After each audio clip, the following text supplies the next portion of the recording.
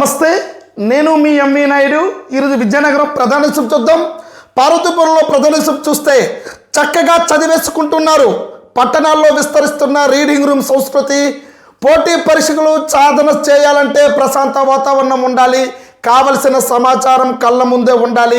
గంటల తరబడి పుస్తకం ఎదుట కూర్చున్న అలసట తెలియకుండా చదువు సాగాలి. ఇలా యువత ఆలోచనలు తగ్గట్టుగా ఉమ్మడి జిల్లాలో రీడింగ్ రూమ్స్ అందుబాటులోకి వస్తూ ఉన్నాయి.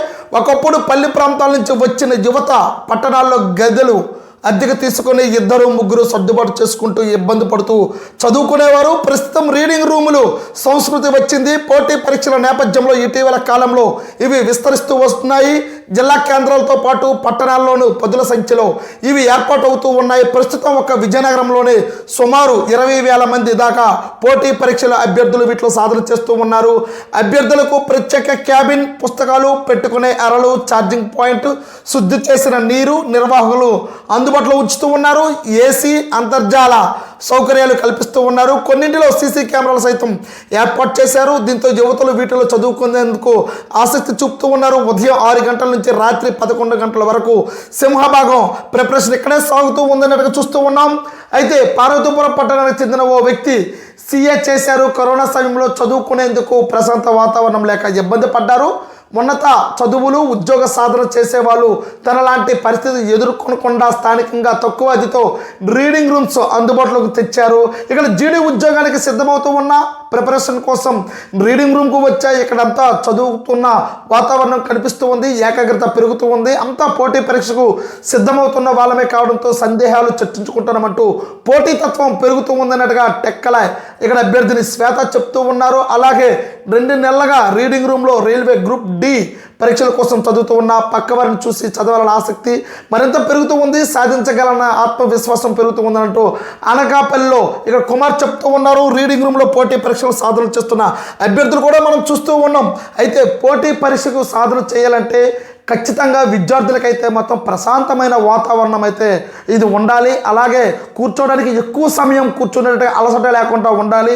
ఇదంతా కూడా ఒకే దగ్గర రీడింగ్ రూమ్లు అయితే మాత్రము ఉమ్మడి విజయనగరం జిల్లాలో ఇక్కడ చాలామంది అయితే ముందుకు వస్తూ ఉన్నారు. అలాగే రీడింగ్ రూమ్లో అయితే మాత్రం ఇక్కడ చాలా ప్రశాంతమైన వాతావరణం, అలాగే తాగడానికి శుద్ధి చేసిన శుద్ధి జలం నుంచి నీరు, అలాగే ఇక్కడ ఏసీ కూడాను, అలాగే సీసీ కెమెరాలు ఏర్పాటు చేయటం. అందరూ కూడాను సింహభాగం అంటే రాత్రి 11 గంటల వరకు, ఉదయం నుంచి రాత్రి వరకు చాలా వరకు అభ్యర్థులు అయితే మాత్రం పోటీ పడుతూ చాలా సందేహాలు కూడాను పక్క వారిని అడుగుతూ అక్కడికి వెళ్ళేసరికి రీడింగ్ రూమ్లోకి వెళ్ళేసరికి పోటీతత్వం పెరుగుతూ ఉంటుంది.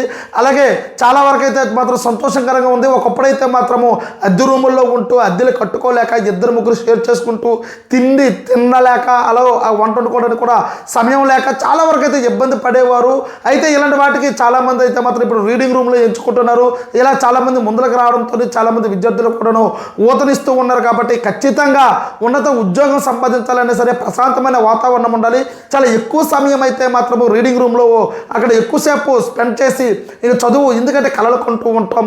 ఆ ఉన్నత ఉద్యోగ సాధన కోసం అయితే మాత్రం చాలా ఇబ్బందులు పడుతూ ఉంటారు. పేదవారైతే మాత్రము నిజంగా చదువుకోవాలి అనుకుంటే మాత్రం కష్టకాలం, కానీ గతంలో అలా ఉండేది. కానీ ఇప్పుడైతే మాత్రము చాలా చదవాలనే ఆలోచన కానీ చదవాలనే సాధన కానీ ఉండాలంటే మాత్రం చాలామంది కూడా మీరు స్ఫూర్తినిస్తూ ఉన్నారు. చాలామంది సాయం చేస్తూ ఉన్నారు. చాలామంది ముందుకు వస్తున్నారు. కాబట్టి ఎవరికైనా టాలెంట్ ఉంటే ఖచ్చితంగా మేము ఆదుకుంటామన్నట్టుగా చాలామంది మహోన్నతమైన వ్యక్తులు కూడా ముందుకు వస్తూ ఉన్నారు. కాబట్టి ఈ రోజుల్లో చదువు గురించి అయితే మాత్రం చాలా ఇబ్బంది పడకూడదు అన్నట్టుగా రీడింగ్ రూమ్లో అయితే ఏర్పాటు చేస్తూ ఉన్నట్టుగా తెలుస్తూనే ఉంది. అయితే ఇక్కడ విద్యార్థులు ప్రశాంతంగా చదవాలంటే మాత్రము అందుబాటులోనే ఏ డిస్టర్బెన్స్ లేకుండా ఇలాగ చాలామంది ఇక్కడ విద్యార్థులు అయితే మాత్రము అభ్యర్థులు అయితే మాత్రము గ్రూప్ 2 కావనండి, గ్రూప్ 1 అవనండి, గ్రూప్ డి అవనియండి, ప్రతి ఒక్క ఉద్యోగానికి అయితే మాత్రం సాధన చేయడానికి రీడింగ్ రూమ్లో మాకు ఎంతో తోడ్పడుతూ ఉన్నాయి అన్నట్టుగా ఇక్కడ మనం తెలుస్తూనే ఉంది. అలాగే గజపతినగరంలోని ఒక ప్రధాన చూద్దాం. సంకల్పం అమలులో జిల్లా ముందంజునంటూ రాష్ట్రంలో మాదక ద్రవ్యాల నిరోధానికి పోలీసు శాఖ చేపట్టిన సంకల్ప కార్యక్రమాన్ని ప్రజలకు తీసుకెళ్లడంలో జిల్లా పోలీసులు ముందంజలో ఉన్నారని విశాఖ రేంజ్ డిఐజీ గోపీనాథ్ జట్టి అన్నారు. శనివారం గజపతినగర్ సర్కిల్ కార్యాలయాన్ని తనిఖీ చేసిన ఆయన మాట్లాడుతూ మాదక ద్రవ్యాలు రవాణా, వినియోగం, విక్రయాల్లో మరో 1700 మందిని అరెస్ట్ చేయాల్సి ఉందని అన్నారు. ఒడిశా ప్రాంతం నుంచి గంజాయి అక్రమ రవాణా అరికట్టేందుకు చెక్ పోస్టులు ఏర్పాటు చేశామని, నిఘా ఉంచామని చెప్పారు. వరుసగా పట్టుబడే వారిపై కఠిన చర్యలు తీసుకోవాలని జిల్లా అధికారులు ఆదేశించామన్నారు. స్టేషన్ ఆవరణలో మొక్కలు నాటారు. ఎస్పీ ఒక్కలు జిందాల్, డిఎస్పీ భవ్యారెడ్డి, సిఐ రమణ తదితరులు పాల్గొన్నారు. మాట్లాడుతున్న డిఐజీ మనం చూస్తూనే ఉన్నాం. అయితే సంకల్పం అమలు అయితే మాత్రం జిల్లా ముందంజలోనే ఉంది. ఖచ్చితంగా మాదక ద్రవ్యాలపై ఎవరైనా సరే చొరవ తీసుకుంటే మాత్రం కఠిన శిక్షలు అయితే మాత్రం వేస్తాము. దాంట్లో వెనుకొంది ఏం లేదు. మాదక ద్రవ్యాలు ఎవరు వినియోగించినా, గాంజా కానీ రవాణా కానీ ఎవరు చేసినా సరే ఖచ్చితంగా వాళ్ళు చాలా ఇబ్బంది పడతారు. కాబట్టి ఇలాంటి వాటికి చాలా దూరంగా ఉండాలని అయితే మాత్రము ఇక్కడ మనకు తెలుస్తూనే ఉంది. అలాగే బొబ్బులో ప్రధాన విషయం మనం చూద్దాం. పరిశ్రమలు పెట్టరు, స్థలాలు వదలరు. ఇత్తనాల పరిశ్రమకు కేటాయించిన భూమి ఖాళీగా ఉండడంతో పంట సాగు చేస్తున్న రైతులు. ఇది పారిశ్రామిక వాడల పరిస్థితి. పలువురికి నోటీసులు ఇస్తున్న అధికారులు. నియోజకవర్గానికి ఒక పారిశ్రామిక వాడ ఏర్పాటుకు ప్రభుత్వం చకచక అడుగులు వేస్తూ ఉంది. కొన్ని చోట్ల టెండర్లు కూడా పూర్తయ్యాయి. శుభపరిణామమే అయినా ఉన్న పరిశ్రమ వాడలలో యూనిట్ల పురోగతి లేదు. భూములు తీసుకున్న వారు ఏళ్ల గడుస్తూ ఉన్న పరిశ్రమలు ఏర్పాటు చేయడం లేదు. ఇలాంటి స్థలాలను స్వాధీనం చేసుకునేందుకే ఏపీఐఏసీ చర్యలు చేపడుతుంది. అధికారులు తాజాగా కొంతమందికి నోటీసులు కూడా ఇచ్చారు. మరోవైపు బొబ్బిలి వాడలో సుమారు 285 ఎకరాలు అందుబాటులో ఉంది. సూక్ష్మ మధ్యత తరహా యూనిట్లకు ప్రత్యేకంగా మరో 50 ఎకరాల వరకు కేటాయించారు. ఔత్సాహకులకు ముందుగా రావాలని ప్రోత్సహిస్తూ ఉన్నట్టుగా తెలుస్తూ ఉంది. వాడలో ఇతరుల పరిశ్రమ ఏర్పాటుకు ఏడాది కిందటే ప్రముఖ నేతకు చెందిన కంపెనీకి తక్కువ ధరకు 30 ఎకరాలు కేటాయించారు. స్థలం తీసుకున్న 6 నెలల్లో పెట్టాలి. ఒప్పందం కుదుర్చుకున్న ధర కూడా చెల్లించకపోవడంతో నోటీసులు జారీ చేశారు. స్థలాన్ని స్వాధీనం చేసుకుంటామని నివేదించారు. మ్యాంగనీస్ ఓర్ ఇండియా సుమారు 500 కోట్లతో మినీ స్టీల్ ప్లాంట్ ఏర్పాటుకు 10 ఏళ్ల కిందటే ముందుకొచ్చింది. 110 ఎకరాలు కేటాయించారు. వారికి కూడా నోటీసులు ఇచ్చాం. 80 ఎకరాలు తీసుకున్న స్టీల్ ఎక్స్చేంజ్ ఇండియా పరిశ్రమ ఏర్పాటు చేయలేదు. ఆ స్థలాన్ని స్వాధీనం చేసుకున్నారు. మరో 30 మందికి నోటీసులు అందజేశారు. వారి నుంచి సుమారు 200 ఎకరాలు స్వాధీనం చేసుకోవాల్సి ఉంది. బీకే స్టీల్ యాజమాన్యం 1000 కోట్లతో మినీ స్టీల్ ప్లాంట్ కోసం 10 ఏళ్ల క్రితమే 300 ఎకరాలు తీసుకుని మౌనం దాల్చింది. స్థలాన్ని స్వాధీనం చేసుకున్నారు. 150 ఎకరాల సూక్ష్మ మధ్య తరహా పరిశ్రమలకు కేటాయించారు. ఇంతవరకు వాటి దరఖాస్తులు రాలేదు. భూములు ఖాళీగా ఉండడంతో కొంతమంది రైతులు పంటలు పండిస్తూ ఉన్నట్టుగా తెలుస్తూ ఉంది. ఇక్కడ బొబ్బిలి వాడలో అయితే ఏర్పాటు కావాల్సిన యూనిట్ల సంఖ్య 520 ఉంది. కేటాయించాల్సిన స్థలం 881.96 ఎకరాలు. వచ్చిన యూనిట్లు 302, మూతపడ్డవి 82. ప్రస్తుతం అందుబాటులో ఉన్న స్థలం సుమారు 350 ఎకరాలు ఉన్నాయి. పరిశ్రమల కోసం స్థలాలు తీసుకుని ఏర్పాట్లు చేయని పలువురికి నోటీసులు జారీ చేశాం. మరికొన్ని స్థలాల రద్దు అంశంపై ప్రభుత్వం నిర్ణయం తీసుకోవాల్సి ఉంది. వాటి స్థానంలో ఔత్సాహకులకు కేటాయిస్తాం. వాడ అభివృద్ధికి ప్రణాళికలు రూపొందిస్తున్నాం. తక్కువ ధరకే స్థలాలు కేటాయిస్తామన్నట్టు ఇక్కడ జోనల్ ప్రబంధకుడు ఏపీఐఏసీ మురళీ మోహన్ రావు ఇక్కడ చెప్తూ ఉన్నారు. అయితే పరిశ్రమలు పెట్టరు, స్థలాలు వదలరు అంటూ ఇక్కడ బొబ్బిలి వాడలు అయితే మాత్రం ప్రధానంగా అయితే మాత్రం చాలా సీరియస్ తీసుకున్నట్టుగా ఉంది. అయితే నియోజకవర్గానికి ఒక పారిశ్రామిక వాడ కూటమి ప్రభుత్వం ఆ హామీలో భాగంగా ప్రతి దగ్గర కూడా ముందంజలోనే ఉందన్నట్టుగా తెలుస్తుంది. అయితే ప్రధానంగా బొబ్బులు అయితే మాత్రం పారిశ్రామిక వాడలు అయితే మాత్రం ఇక్కడ స్థలం ఉంది, రోడ్లు ఉన్నాయి, పవర్ ఉంది. అయినా సరే గతంలో అయితే మాత్రం చాలా వరకు అయితే స్థలాలు తీసుకున్నారు, లీజులు తీసుకున్నారు, లోన్లు తీసుకున్నారు. కానీ కనీసం ఎందుకు ఏర్పాటు చేయడం లేదు? కోట్ల రూపాయలతో కూడా ఇవంతా కూడా లీజుకు తీసుకొని ఇంతవరకు కూడా దీన్ని అయితే ఉపేక్షించాం. కాబట్టి ఖచ్చితంగా ప్రభుత్వ దృష్టికి తీసుకువెళ్తూ ఉన్నాం. ఎప్పటికైనా సరే పరిశ్రమ మీరు పెడితే పెట్టండి, లేకపోతే మాత్రము మీ దగ్గర స్వాధీనం చేసుకుని ఔత్సాహకులకు చాలామంది అభ్యర్థులు, యువకులు చాలామంది కూడా ముందుకు వస్తున్నారు. కాబట్టి వాళ్ళందరూ కూడా రాబోతున్న రోజుల్లో ప్రతి ఒక్క పారిశ్రామిక వాడ అయితే మాత్రం నిర్మిస్తామని చెప్పారు. కాబట్టి ఎప్పటికైనా సరే మీరు పరిశ్రమనే పెట్టండి, లేకపోతే భూములైనా వదిలేయండి అని అంటూ ఇక్కడ అధికారులు కూడా చెప్తూ ఉన్నారు. నోటీసులు కూడా ఇచ్చాం.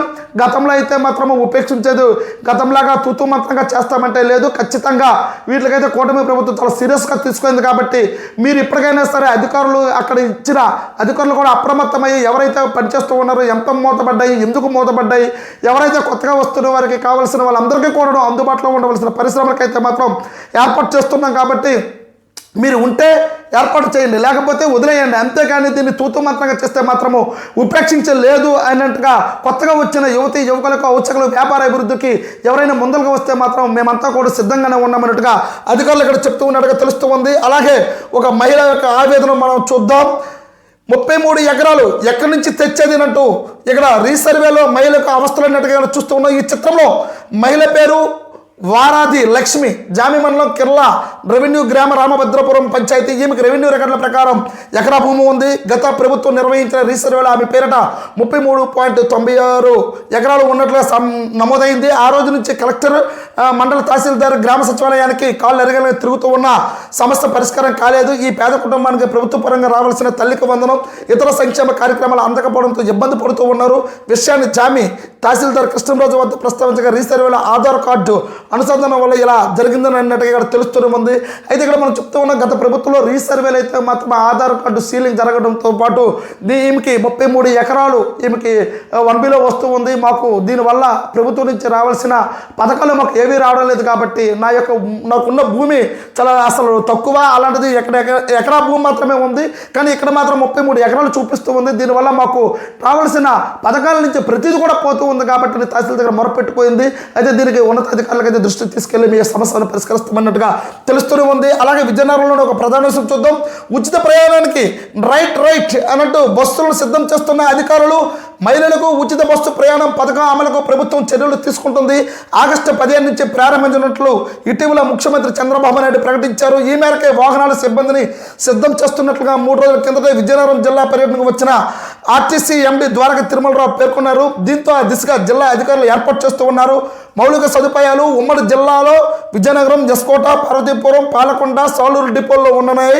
వీటితో పాటు అన్ని బస్టాండ్లను ఆధునీకరిస్తూ ఉన్నారు. బెంచీలు, కుర్చీలు, పంకాలు, దీపాలు ఏర్పాటుకు పాటు మరుగుదొడ్లను అందుబాటులో తీసుకువస్తూ ఉన్నారు. మరోవైపు సర్వీసులు సైతం హంగులు దిద్దుతూ ఉన్నట్టు తెలుస్తూ ఉంది.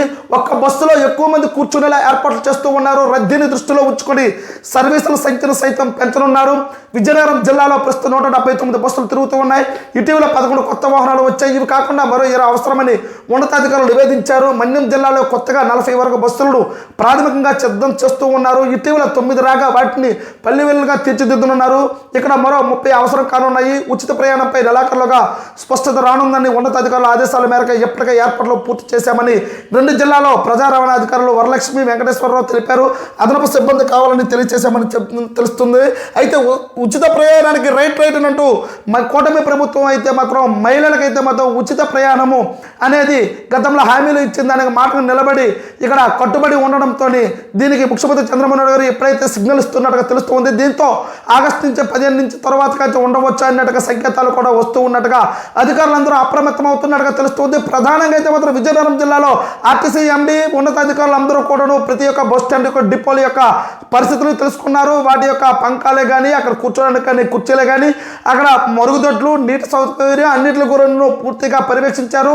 అయితే రాబోతున్న రోజుల్లో అయితే మాత్రం కూటమి ప్రభుత్వం ఎప్పుడైతే ఇక్కడ ఎప్పుడు సిగ్నల్ ఇస్తుందని సిద్ధమవుతూ ఉన్నట్టుగా ఇక్కడ తెలుస్తూ ఉంది. అదనపు బస్సులు కూడా సిద్ధం చేస్తున్నట్టుగా తెలుస్తూ ఉంది. ఫ్రీ బస్ అయితే మాత్రం మహిళలకు ఇచ్చిన మాట ప్రకారంగా అన్నింటిలో కూడా అంగులు అలాగే పల్లె వెలుగులు అన్ని కూడా తీర్చిదిద్దున్నట్లుగా ఎవరికి ఇబ్బంది లేకుండా, ఎవరికి ఇక్కడ మహిళలు ఇబ్బంది పడకూడదు, ఎక్కువ మంది కూర్చునేటట్లుగా బస్సులు కూడా ఏర్పాటు చేస్తున్నట్టుగా అధికారులు ఎప్పుడైతే అప్రమత్తం అవుతుంటే ఓ పక్క తెలుస్తూనే ఉంది. ఈ మధ్యకాలంలో కూటమి ప్రభుత్వం ఎప్పుడైనా సరే సిగ్నల్ ఇవ్వచ్చు, గ్రీన్ సిగ్నల్ ఇవ్వచ్చు ఉచిత మహిళలకైతే బస్సు ప్రయాణం గురించి కాబట్టి ఇక్కడ అధికారులు అప్రమత్తం అవుతున్నట్టుగా తెలుస్తూనే ఉంది. చూస్తూ ఉండండి ఎంఈ న్యూస్. నేను మీ ఎంఈ నాయుడు.